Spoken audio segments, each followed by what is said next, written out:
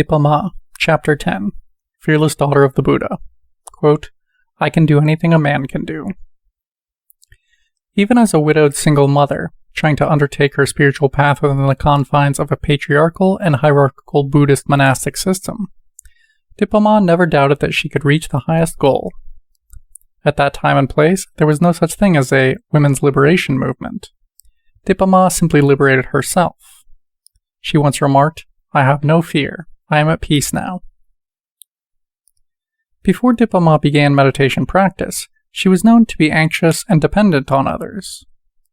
Given her personal and cultural background, marriage at age 12, confinement to her in-laws' house, subordination to her husband, it is astonishing that she became such a free thinker.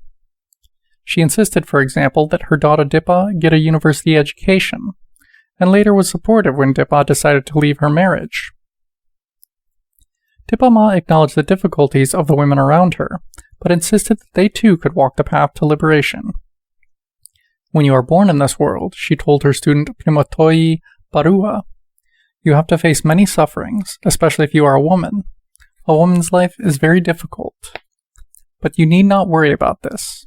You must maintain your practice. You must not worry that you have to take care of your husband and children. If you are in the Dharma, everything will happen through it. Everything will be solved through the Dharma. End quote.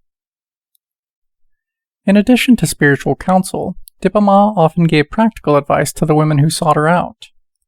She would lecture me, recalls one Calcutta housewife. You should not think that women are helpless.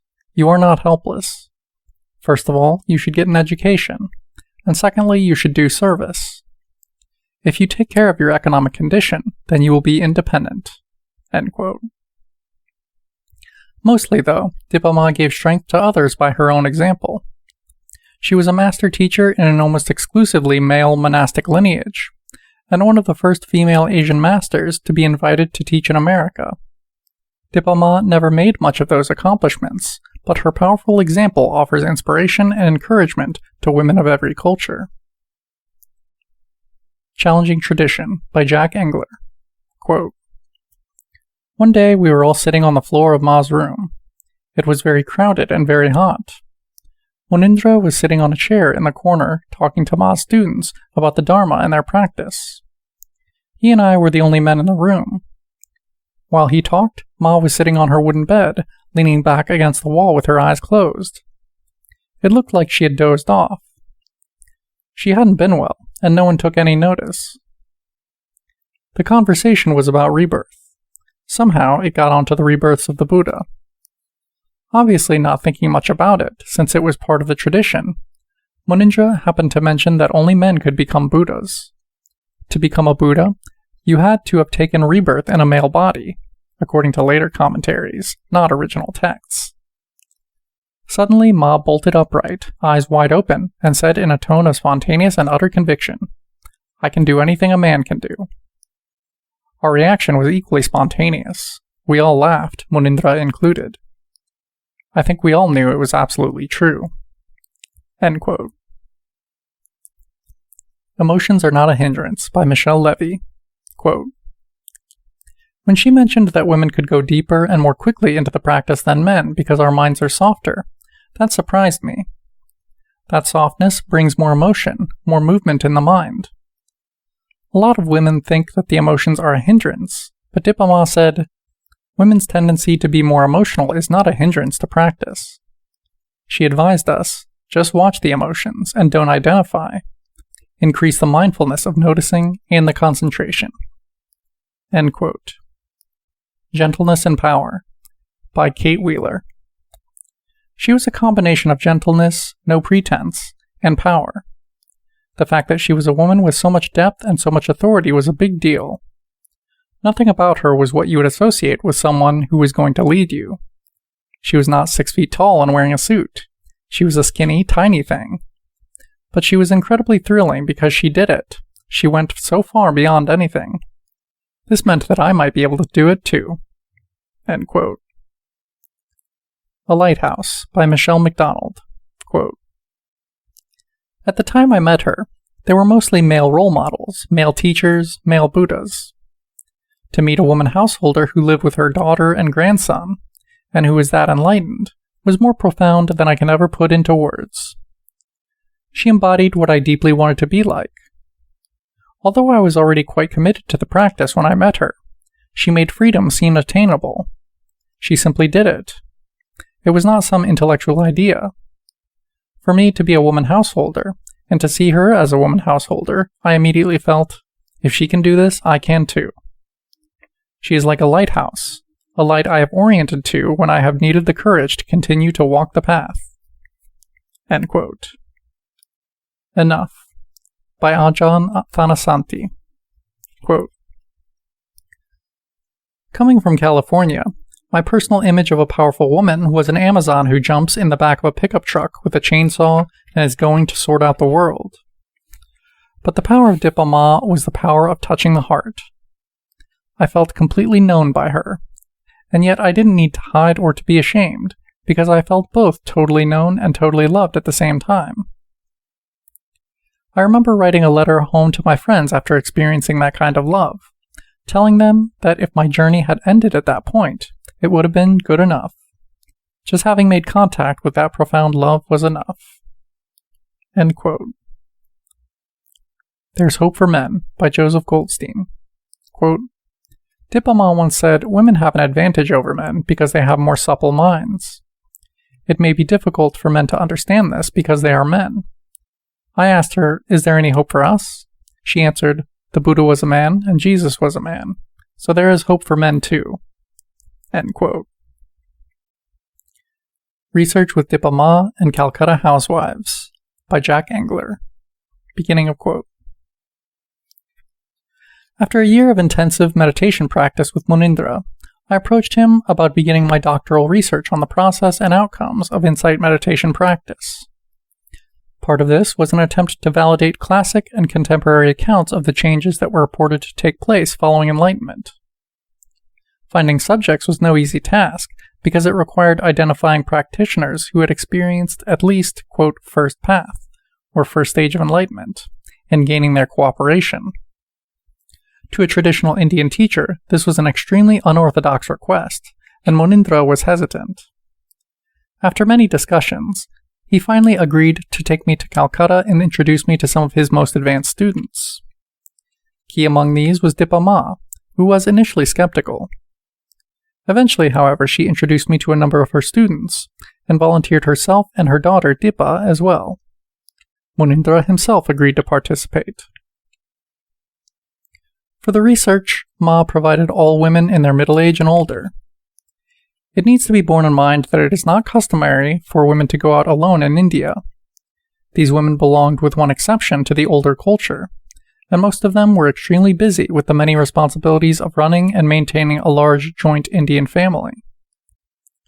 The testimony I heard was universal that women make better meditators. I could never quite get to the bottom of this. I asked Ma about it, particularly whether it meant that women tended to go further in the practice than men. I had been told this by several Sayadaws in Burma and by some Indian teachers. Ma simply said that she had just as many men who had attained the path as women, but they were not available during the daytime when I would be interviewing and testing. For more than 6 months in 1977, Dipa Ma's small room became a research center for the systematic interviewing and psychological testing of advanced Buddhist practitioners. Most of the interviewing was done during the hot season. If you've lived through the steamy and suffocating, often searing heat of a tropical hot season, you can imagine the conditions in a city like Calcutta, and the effect of that climate on human and environmental resources. Electric power was invariably shut off during the hottest hours of the afternoon and evening, Calcutta's infamous brownouts, to conserve generator supplies in the city. If we were able to begin at all, and the heat sometimes made it physically impossible, we often ended in darkness, soaked through with perspiration. If there was transportation to the old city in the morning, it was often doubtful whether there would be transportation out of it again at night. After the monsoon arrived, I'd sometimes get to her neighborhood and be unable to get through. The entire street in front of her house would be flooded up to knee or even thigh level, and I would have to take a rickshaw the last few blocks, riding just above the water. Yet somehow Ma's women students would always be there ahead of me. Ma's test protocols, especially her responses to the Rorschach, were the most remarkable ever seen by any of the investigators. The Rorschach test, which measures not only personality but perception, has been described as reflecting, quote, self-created reality.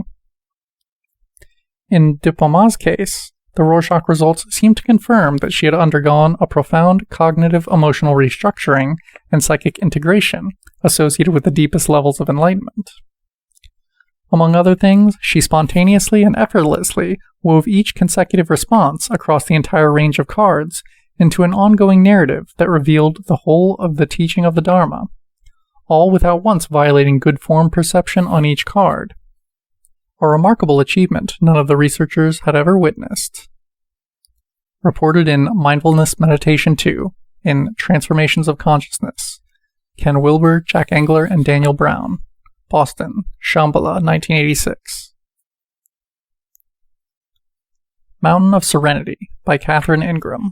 Quote, what I remember most about Dipa Ma was the total stillness and unmoving sense of quiet about her. In the winter of 1976-77, my friend Alan Clements and I were spending some time in Calcutta with Munindra and Dipa Ma. One day, Munindra invited us to attend a lecture he was giving that night. We rode over with Munindra and Dipa Ma and arrived very early.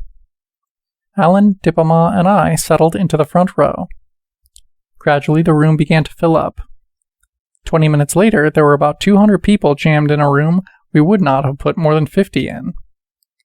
My legs were sort of on top of Dipa Ma's. I was practically on her lap. Then Munindra proceeded to give a 5-hour lecture in Bengali. So here we were in a stifling hot, overcrowded room, listening for 5 hours in Bengali. It took everything I had to stay put, and I felt as if there were Mexican jumping beans in my body. I was squirming, fidgeting, and sighing. But Dipa Ma was a mountain of serenity.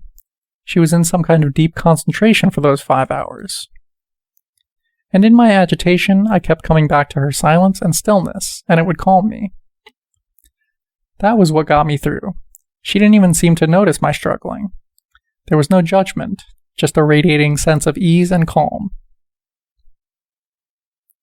Fearless Daughters of the Buddha by Maria Monroe. Quote, Dipa Ma and I were on an airplane coming to the States from India. It was very, very turbulent, and at one point the plane hit an air pocket and dropped. Drinks and other objects flew up to the ceiling as the plane dropped downward before hitting stable air again. I kind of screamed. Dipa Ma was sitting across the aisle from me, and she reached out and took my hand, and she just held it. Then she whispered, "The daughters of the Buddha are fearless." End section.